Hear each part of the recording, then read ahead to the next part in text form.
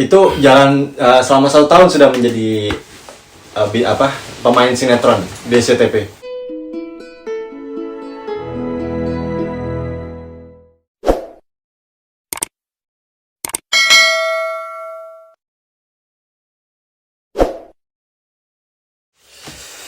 Assalamualaikum warahmatullahi wabarakatuh. Aga kariba sila suram malabiku tanah kodor untuk mana deceng tega kimonro.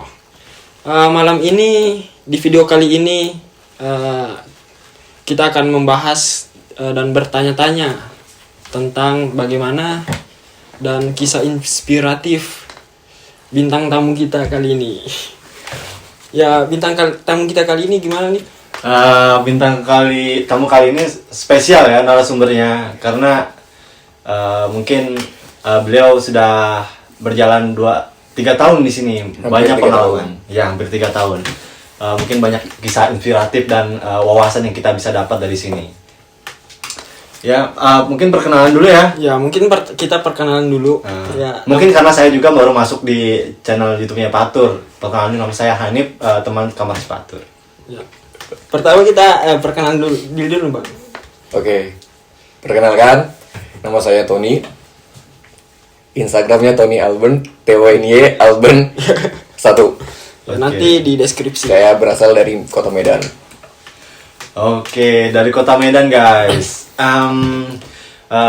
Dari Bang Tony ini mungkin nanti kita banyak kisah inspiratif yang bisa kita dapat, soalnya beliau ini pernah main di salah satu sinetron di TV SCTV ya, di channel SCTV. Benar ya, Bang? Benar nggak, Bang? Oke. Benar, Bang. Gimana nih? Oke, pada saat itu terjadi pada saat 2014 ke 2015. Itu cuma setahun doang sih. Pada saat itu saya masih kuliah semester 4 di salah satu universitas negeri yang ada di Medan, gitu. Oh gitu. Oke. Itu jalan selama 1 tahun sudah menjadi pemain sinetron di SCTV atau gimana? Ngejalaninnya selama setahun. Ngejalaninnya setahun. Udah membintangi berapa FTP nih di SCTV? Bentuknya sinetron atau FTP ya? Di FTV terakhir kali itu FTV emang. Sebelumnya sebelum membintangi yang FTV terakhir kali sebagai peran pembantu utama, itu saya hanya sebagai pelaku ekstras kalau dalam penyebutan acting. Atau sinetron yang cuman jalan terus kelihatan kupingnya doang, kelihatan kakinya doang, badannya doang, nggak ada ngomong gitu. Tapi gitu-gitu artis juga ya. Iya. Mungkin dari awal mula jadi figuran kalau bisa dibilang gitu. Iya. Tapi kenapa nih Bang lebih memilih ke Jerman daripada lanjutin main sinetron? Padahal kalau dilanjutin main sinetron bisa jadi bintang film nih. Ya sebenarnya pada saat tamat kuliah, begitu selesai kuliah, pengennya mau ke Jerman.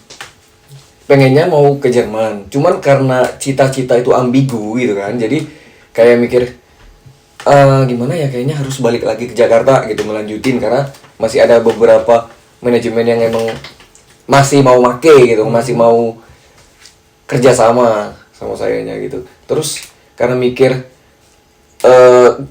rada penghasilannya juga nggak pasti, jadi karena udah ngeliat beberapa temen yang udah berangkat ke Jerman, ya udah akhirnya kayak udah deh harusnya ke Jerman aja gitu, karena penghasilannya udah pasti ke Jerman gitu kan. Jadi udah harus ke Jerman. Ya mungkin kalau diterusin bisa dapat kesempatan buat jadi bintang ini ya, bintang film. Ya. Mungkin ya namanya juga artis gitu kan, merangkak pasti dari bawah dulu. Bayangin loh guys, pernah main di salah satu stasiun TV besar di Indonesia, memilih untuk menjadi seorang acubi gitu. Sungguh luar biasa sekali. Berarti acubi program Ausbildung ini salah satu ya mungkin bisa menjembatani buat kita agar lebih penghasilannya lebih bertambah gitu. Iya. Mungkin kalau yang belum tahu Ausbildung itu sendiri ada di video-video Patur yang sebelum-sebelumnya gitu ya itu. Iya benar. Jadi untuk proses ke sini gimana nih Bang? Nah, kalau untuk proses kesini tuh trouble-nya benar-benar banyak banget, gak di luar dari dugaan. Karena pada saat itu kan di 2015 balik ke Medan, terus orang tua udah pensiun dari BUMN, sedangkan aku harus lanjut kuliah gitu kan, saya harus lanjut kuliah. Nah, penghasilan tuh nggak ada sama sekali dari orang tua. Jadi gimana caranya? Ya udah harus survive, berjuang, kayak jualan jus juga dilakuin, jualan buah juga dilakuin, terus ngajar model juga iya gitu, keliling-keliling, bahkan kerja di salah satu toko retail yang terkenal di Medan itu, di Mall Medan itu juga pernah dilakuin demi apa ya, demi keberlangsungan hidup supaya lanjut kuliah, karena nanggung nih kuliah di universitas negeri gitu kan, nggak mungkin harus keluar dari universitas negeri karena susah masuknya gitu. Jadi ya udah harus survive. Ya udah, akhirnya punya modal. Setelah tamat kuliah punya modal karena berjuang selama setahun untuk ngumpulin duit, karena ya orang tua nggak punya modal, baru berangkat ke sini. Sampai minjem ke teman-teman juga. Oh, banyak prosesnya ya untuk Ya, jadi seorang acubi ya. Maksudnya untuk dari proses bisa Bang Tony itu ke sini Iya. banyak rintangannya gitu ya. Sangat Nah. banyak rintangan.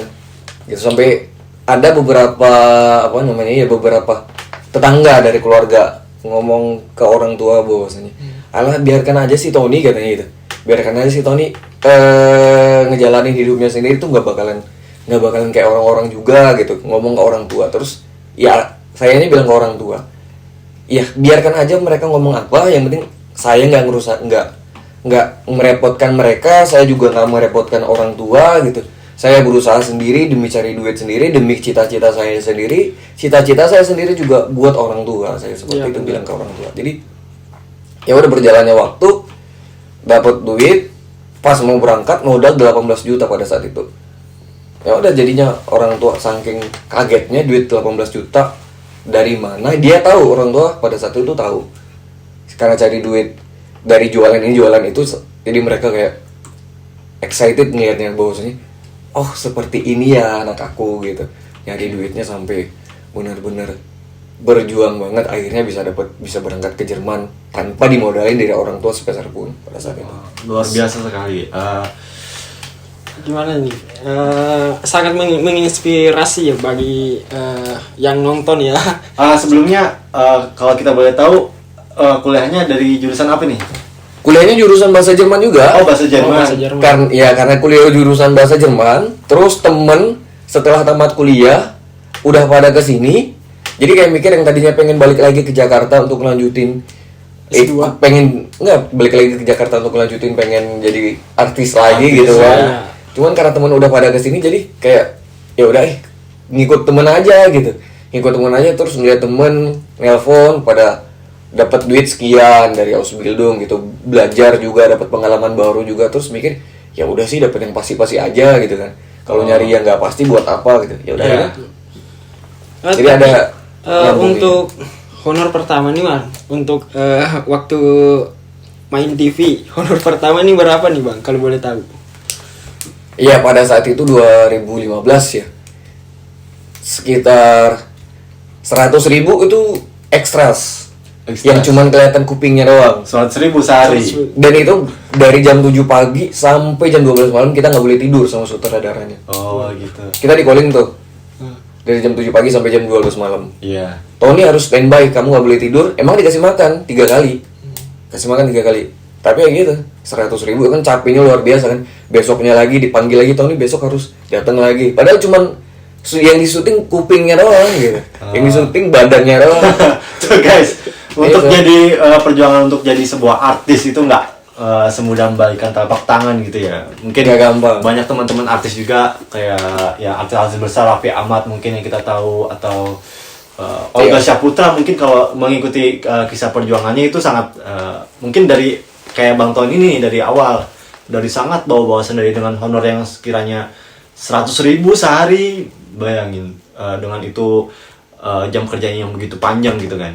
Iya benar. Heeh. Dan untuk mengumpulin uang untuk kesini ke Jerman juga itu bukan perkara yang mudah gitu kan. Iya. Bukan perkara yang mudah pastinya. Jadi kan Bang Tony ini sempat minjem uang nih ke teman untuk kesini. Jadi uangnya udah lunas kan? Udah lunas semua. Udah lunas alhamdulillah. Pada saat itu minjemnya ya selama karena ngumpulin uang, terus karena mau sidang, Iya. nyusun skripsi terus jilid segala macam, terus biaya wisuda lagi, jadi kan uangnya kebagi tuh. Yang uang, jadi ada kita ngumpulin duit itu untuk biaya sidang, biaya kuliah, segala macam, jilid skripsi, wisuda, sama untuk nabung mau berangkat ke sini gitu kan. Oke. Oh jadi Minjem.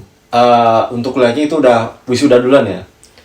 Wisuda di 2018. Wisuda 2018. Wisuda oke. di 2018, teman wisuda di 2016.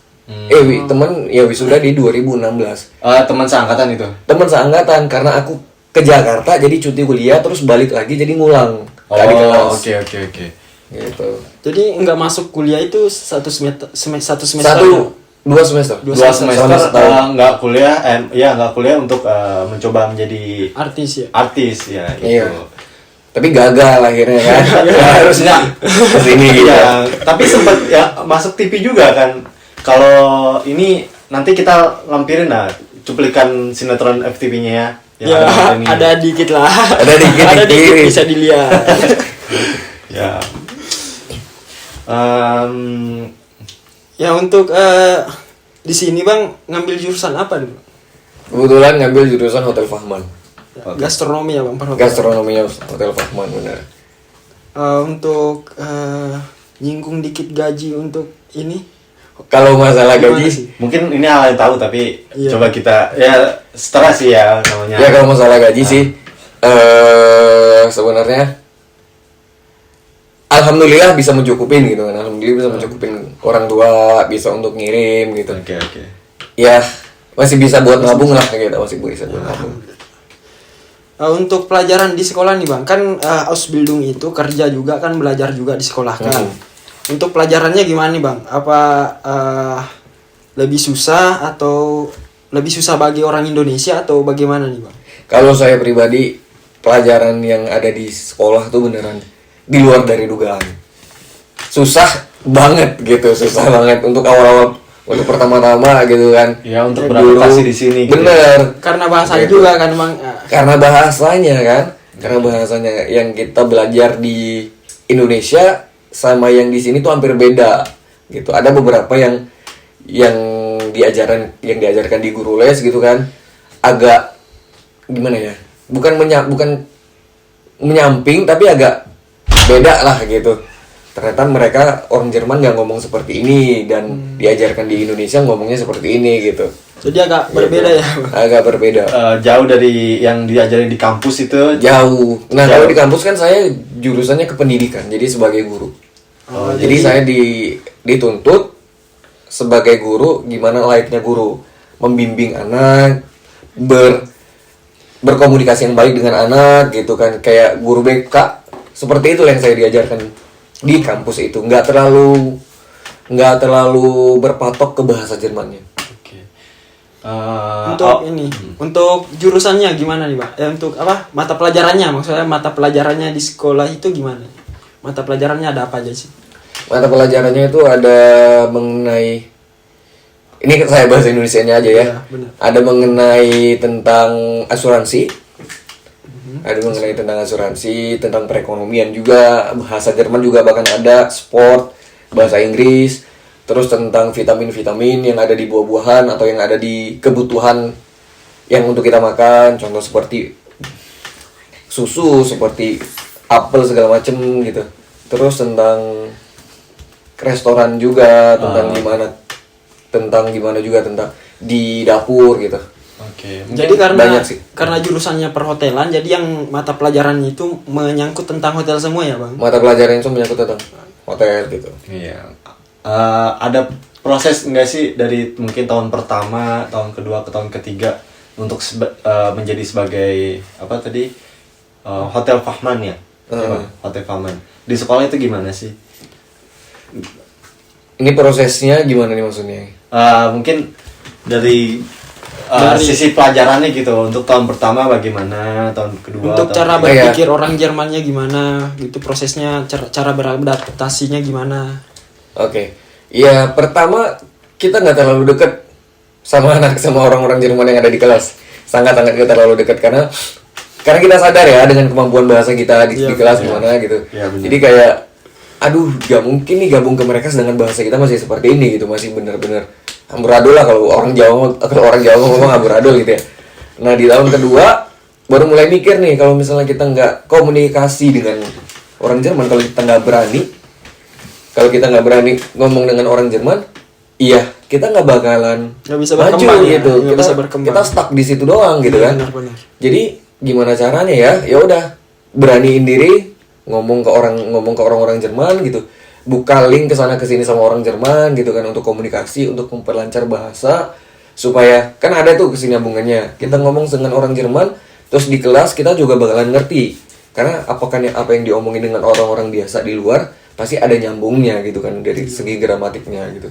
Jadi dari situ kita mulai beradaptasi, mulai bisa membaik gitu. Alhamdulillah sih udah mulai bisa membaik dari segi pelajaran, dari segi kemampuan juga gitu. Jadi untuk awal-awal 1 bulan sampai 3 bulan, 6 bulan mungkin masih proses adaptasi ya Bang. Iya. Iya, adaptasi. Kenapa malah jadi nyalahin gue? Jelas-jelas dia nggak pernah embernya. Lu sih ember kalau ditabrak dia tenang. Kemarin lagi gue tolongin, bukan dibilang makasih kek. Lu malah jutek. Tiba-tiba datang ke pantry, cuma bilang, "Hei, ini dua kopi, lo bikin aja sendiri." Keren banget.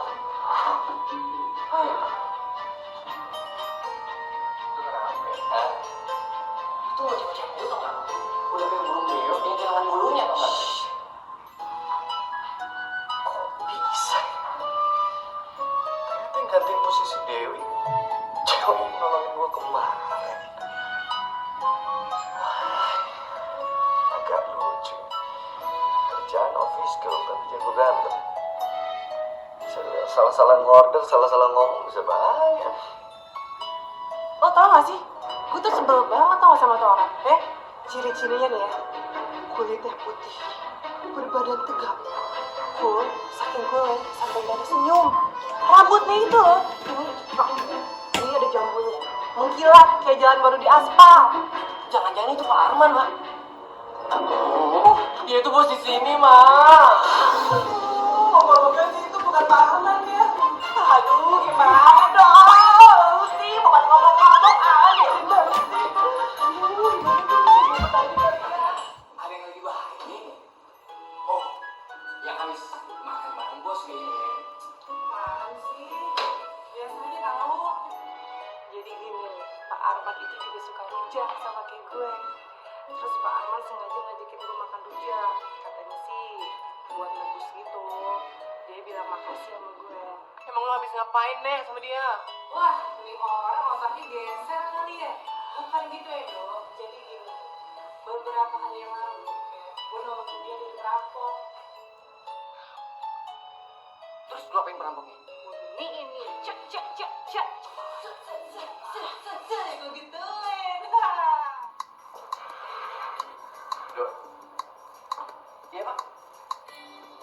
Erwan mana? Tadi sih udah ke kamar mandi. Sebentar aja.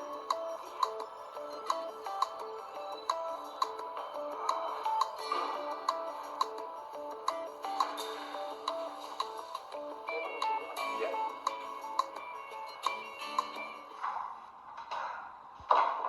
Dok, lo tau gak sih? Masa Bu Bella yang jaga laki gue coba? Kapan? Barusan. Gue ke ruangan Pak Arman kan.